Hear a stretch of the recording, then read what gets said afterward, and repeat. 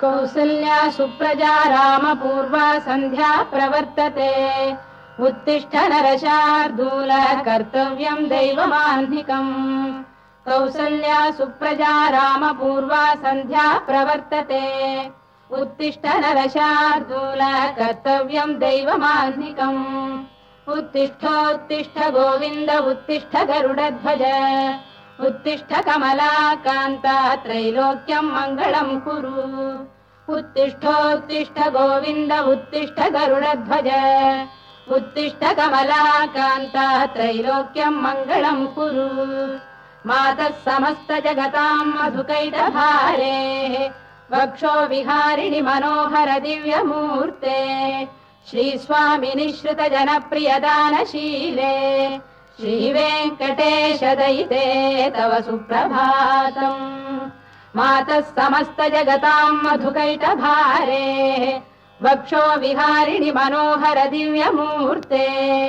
श्रीस्वामिनि श्रुत जनप्रियदानशीले श्रीवेङ्कटेश दयिते तव सुप्रभातम् तव सुप्रभातमरविन्दलोचने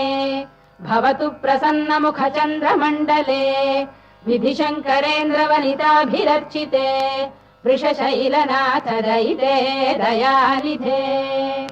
अत्र्यादिसप्तऋषयः समुपास्य सन्ध्याम् आकाश सिन्धु कमलानि मनोहराणि आदाय पादयुगमर्चयितुम् प्रपन्नाः शेषाद्रिशेखर विभो तव सुप्रभातम्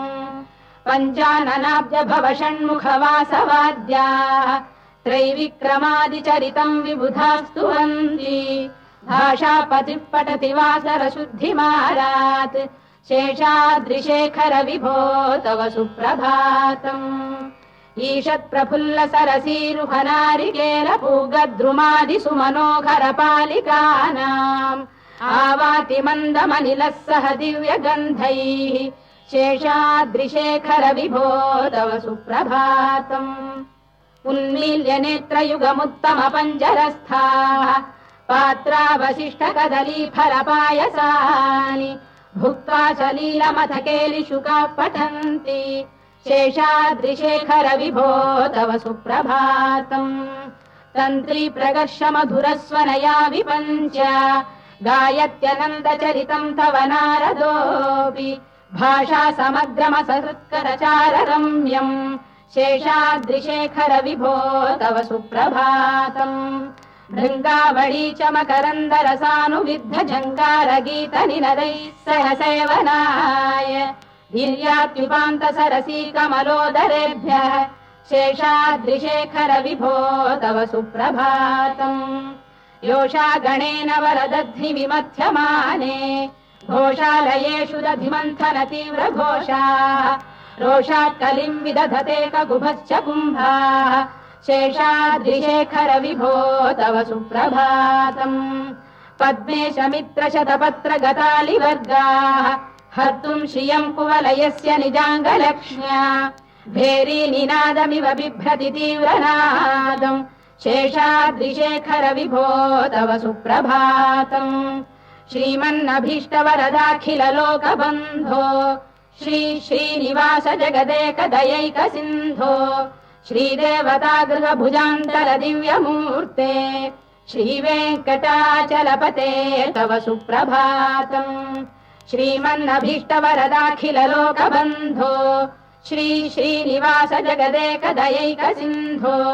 श्रीदेवतागृह भुजान्तर दिव्यमूर्ते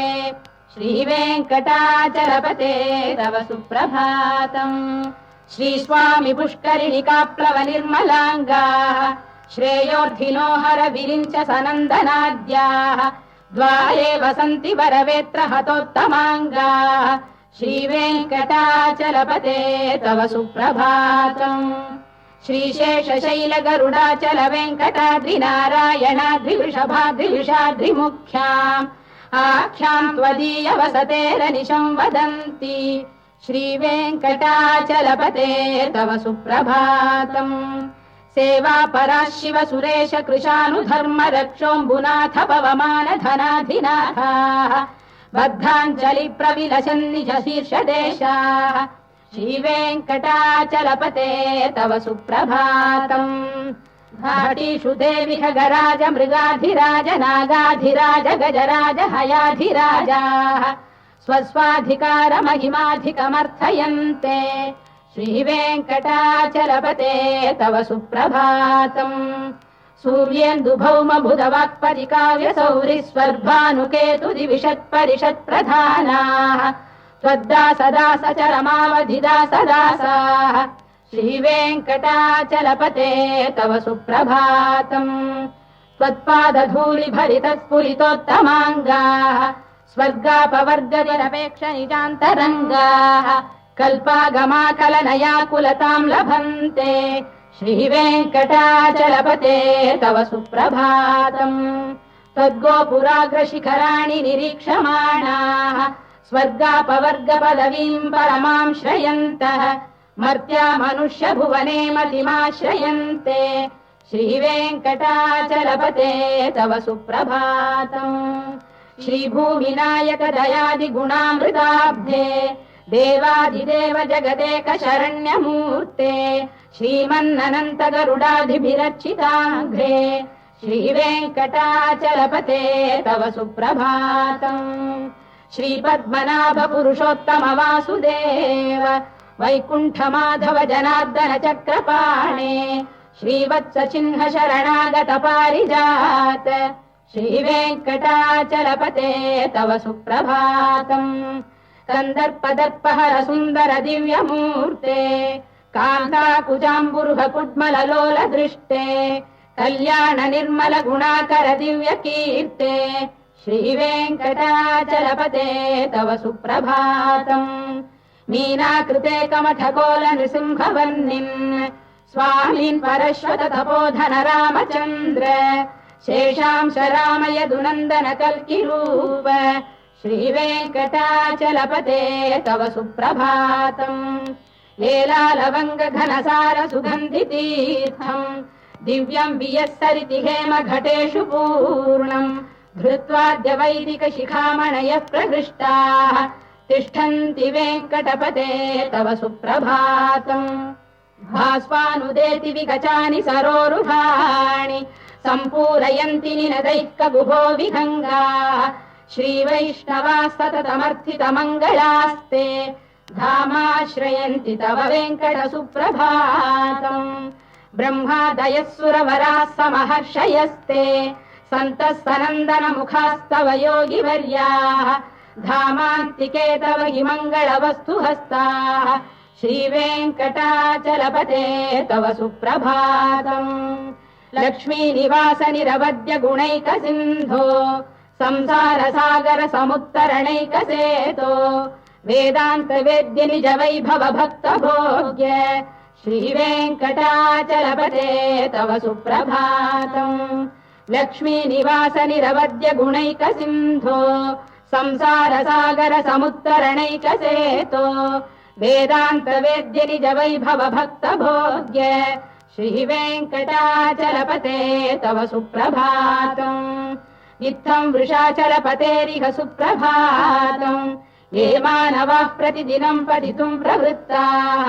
तेषाम् प्रभात समये स्मृतिरङ्गभाजाम् प्रज्ञाम् परार्थसुलभाम् परमाम् प्रसूते इत्थम् वृषाचलपतेरिह सुप्रभातम्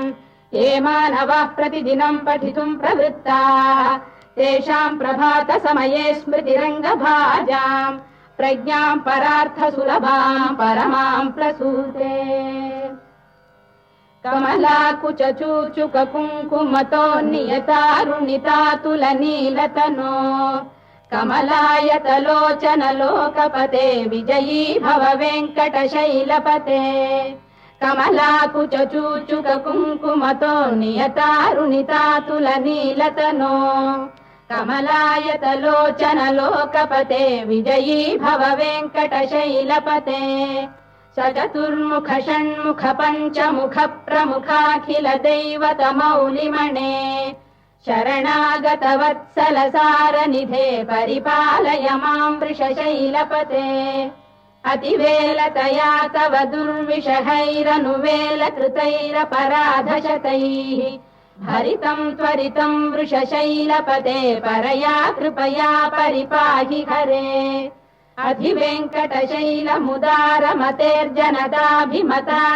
अधिवेङ्कटशैलमुदारमतेर्जनदाभिमताधिकदानरतात् परदेवतया गदितान्निगमै कमलादयितान्न परम् कलये कलवेणुरवावशगोपवधू शतकोटिवृता स्मरकोटिसमात् प्रतिवल्लविकाभिमतात् सुखदात् वसुदेवसुतान्न परम् कलये अभिराम गुणाकरदाशरथे जगदेकधनुर्धर धीरमते रघुनायक राम रमेश विभो वरदो भवदेव दया जलधे अवनीतनया कमनीयकरम् रजनीकर चारुमुखाम्बुरुहम् रजनीचर राजतमो मिहिरम् महनीयमहम् रघुराममये सुमुखम् सुहृदम् सुलभम् सुखदम् स्वनुजम् च सुखाय ममोघशरम् अपहाय रघुद्वहमन्यमहम् न कथञ्चन कञ्चन जातु भजे विना वेङ्कटेशम् ननाथो ननाथ सदा वेङ्कटेशम् स्मरामि स्मरामि हरे वेङ्कटेश प्रसीद प्रसीद प्रियम् वेङ्कटेश प्रयच्छ प्रयच्छ विना वेङ्कटेशम् ननाथो ननाथ सदा वेङ्कटेशम् स्मरामि स्मरामि हरे वेङ्कटेश प्रसीद प्रसीद प्रियम् वेङ्कटेश प्रयच्छ प्रयच्छ अहम् दूरतस्ते पदाम्भोजयुग्म प्रणामेक्षयागत्य सेवाम् करोमि सकृत्सेवया नित्यसेवा फलम् त्वम् प्रयच्छ प्रयच्छ प्रभो वेङ्कटेश अज्ञानिना मया दोषानशेषान् विहितान् हरे क्षमस्वत्वम् शेषशैलशिखामणे अज्ञानिना मया दोषानशेषान् विहितान् हरे क्षमस्वत्वम् शेषशैलशिखामणे ईशानाम् जगतोऽस्य वेङ्कटपतेर्विष्णोः पराम् प्रेयसीम् तद्वक्षस्थलनित्यवासरसिकाम् तत्क्षान्तिसंवर्धिनीम् पद्मालङ्कृतपाणिपल्लवयुगाम् पद्मासनस्थाम् श्रियम् वात्सल्यादिगुणोज्ज्वलाम् भगवतीम् वन्दे जगन्मातरम् ईशानाम् जगतोऽस्य वेङ्कटपतेर्विष्णोः पराम् प्रेयसीम् तद्वक्षस्थलनित्यवासरसिकाम् तत्क्षान्तिसंवर्धिनीम् पद्मालङ्कृतपाणिपल्लवयुगाम् पद्मासनस्थाम् श्रियम् वात्सल्यादिगुणोज्ज्वलाम् भगवतीम् वन्दे जगन्मातरम् श्रीमन्कृपाजलनिधे कृत सर्वलोक सर्वज्ञ शक्तनतवत्सल सर्वशेषिन् स्वामिन् सुशील सुलभाश्रित पारिजात श्रीवेङ्कटेश चरणौ शरणम् प्रपद्ये श्रीमन्कृपाजलनिधे कृत सर्वलोक सर्वज्ञ शक्तनतवत्सल सर्वशेषिन् स्वामिन् सुशील सुलभाश्रित पारिजात श्रीवेङ्कटेश चरणौ शरणम् प्रपद्ये आनूपुरार्पित सुजात सुगन्धि पुष्प सौरभ्य सौरभकरौ समशन्निवेशौ सौम्यौ सदानुभवनेऽपि नवानुभाव्यौ श्रीवेङ्कटेश चरणौ शरणम् प्रपद्ये सद्यो विकासि समुदित्व रसान्द्र राग सौरभ्य निर्भर सरोरुह साम्यवार्ताम् सम्यक्षु साहसपदेषु विलेखयन्तौ श्रीवेङ्कटेश चरणौ शरणम् प्रपद्ये रेखामयध्वज सुधाकलशातपद्रवज्राम्बुशाम्बुरुह कल्पक शङ्ख चक्रैः भव्यैरलङ्कृततलौ परतत्त्वचिह्नैः श्रीवेङ्कटेश चरणौ शरणम् प्रपद्ये ताम्रोदरद्युति पराजित पद्मरागौ बाह्यैर्महोभिरभिभूत महेन्द्र नीलौ उद्यन्नखांशुभिरुदस्त शशाङ्कभासौ श्रीवेङ्कटेश चरणौ शरणम् प्रपद्ये सप्रेम भीति कमलाकर पल्लवाभ्याम् संवाहनेऽपि सवदिक्लममादधानौ कान्ताववाङ्मनसगोचरसौ कुमार्यौ श्रीवेङ्कटेश चरणौ शरणं प्रपद्ये लक्ष्मीमहीतदनुरूप निजानुभाव नीलादिदिव्यमहिषीकर पल्लवानाम् आरुण्य संक्रमण किल सान्द्ररागौ श्रीवेङ्कटेश चरणौ शरणं प्रपद्ये नित्यानमद्भिः शिवादि किरीटकोटि प्रत्युक्तदीप्त नवरत्न महप्ररोहैः नीराजना विधिमुदारमुपादधानौ श्रीवेङ्कटेश चरणौ शरणं प्रपद्ये विष्णौ पदे परम इत्युदित प्रशंसौ यौ मध्व उत्स इति भोग्यतयाप्युपातौ भूयस्ततेति तव पाणितल प्रतिष्ठौ श्रीवेङ्कटेश चरणौ शरणं प्रपद्ये पार्थाय तत्सदृशसारथिना त्वयैव यौ दर्शितौ स्वचरणौ शरणं व्रजेति भूयोऽपि मह्यमिहतौ करदर्शितौ ते श्रीवेङ्कटेश चरणौ शरणं प्रपद्ये मन्मूर्धिकालियपणे विकटाटवीषु श्रीवेङ्कटाद्रिशिखरे शिरसि श्रुतीनाम् चित्तेऽप्यनन्य मनसां सममाहितौ ते श्रीवेङ्कटेश चरणौ शरणं प्रपद्ये अम्लानघृष्यदवनीतलकीर्ण पुष्पौ श्रीवेङ्कटाद्रिशिखराभरणायमानौ आनन्दिताखिल मनोनयनौ तवैतौ श्रीवेङ्कटेश चरणौ शरणं प्रपद्ये प्रायः प्रपन्न जनता प्रथमावगाह्यौ मातुस्तनाविव शिशोरमृतायमानौ प्राप्तौ परस्पर तुलामतुलान्तरौ ते श्रीवेङ्कटेश चरणौ शरणं प्रपद्ये सत्त्वोत्तरैः सतत सेव्य पदाम्बुजेन संसारतारकदयार्द्रदृगञ्चलेन सौम्योपयन्तृमुनिना मम दर्शितौ ते श्रीवेङ्कटेश चरणौ शरणं प्रपद्ये सत्त्वोत्तरैः सतत सेव्य पदाम्बुजेन संसारतारकदयार्द्रदृगञ्चलेन सौम्योपयन्तृमुनिना मम दर्शितौ ते श्रीवेङ्कटेश चरणौ शरणं प्रपद्ये श्रीशश्रिया घटिकया त्वदुपाय भावे प्राप्ये त्वयि स्वयमुपेय दया स्फुरन्त्या नित्याश्रिताय निरवद्य गुणाय तुभ्यं श्यां किङ्करो वृषगिरीश न जातु मह्यम् श्रीशश्रिया घटिकया त्वदुपाय भावे प्राप्ये त्वयि स्वयमुपेय दया स्फुरन्त्या नित्याश्रिताय निरवद्य गुणाय तुभ्यं श्यां किङ्करो वृषगिरीश न जातु मह्यम् श्रियकान्ताय कल्याणनिधये निधयेऽर्थिनाम् श्रीवेङ्कटनिवासाय श्रीनिवासाय मङ्गलम् श्रियकान्ताय कल्याणनिधये निधयेऽर्थिनाम् श्रीवेङ्कटनिवासाय श्रीनिवासाय मङ्गलम् लक्ष्मी सविभ्रमालोक शुभ्रू विभ्रम चक्षुषे चक्षुषे सर्वलोकानां वेङ्कटेशाय मङ्गलम् श्रीवेङ्कटाद्रिशृङ्गाग्रमङ्गलाभरणाङ्गये मङ्गलानां निवासाय श्रीनिवासाय मङ्गलम् सर्वावयव सौन्दर्य सम्पदा सर्वचेतसां सदा सम्मोहनायास्तु वेङ्कटेशाय मङ्गलम् नित्याय निरवध्याय सत्यानन्दचिदात्मने सर्वान्तरात्मने श्रीमद्वेङ्कटेशाय मङ्गलम् स्वतः सर्वविदे सर्वशक्तये सर्वशेषिणे सुलभाय सुशीलाय वेङ्कटेशाय मङ्गलम् परस्मै ब्रह्मणे पूर्णकामाय परमात्मने प्रयुञ्जे परतत्त्वाय वेङ्कटेशाय मङ्गलम् आकालतत्त्वमशान्तमात्मनामनुपश्यताम् अतृप्त्यमृतरूपाय वेङ्कटेशाय मङ्गलम्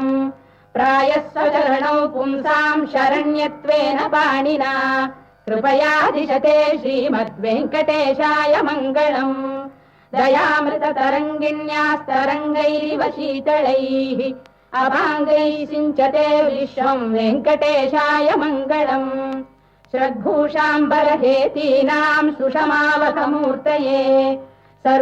सर्वार्तिशमनायास्तु वेङ्कटेशाय मङ्गलम् श्रीवैकुण्ठविरक्ताय स्वामि पुष्करिणीतटे रमया रममाणाय वेङ्कटेशाय मङ्गलम् श्रीवैकुण्ठविरक्ताय स्वामि पुष्करिणीतटे रमया रममाणाय वेङ्कटेशाय मङ्गलम् श्रीमत्सुन्दरजामातृमुनिमानसवासिने सर्वलोकनिवासाय श्रीनिवासाय मङ्गलम् मङ्गलाशासनपरैर्मदाचार्य पुरोगमैः सर्वैश्च पूर्वैराचार्यैः सत्कृतायास्तु मङ्गलम्।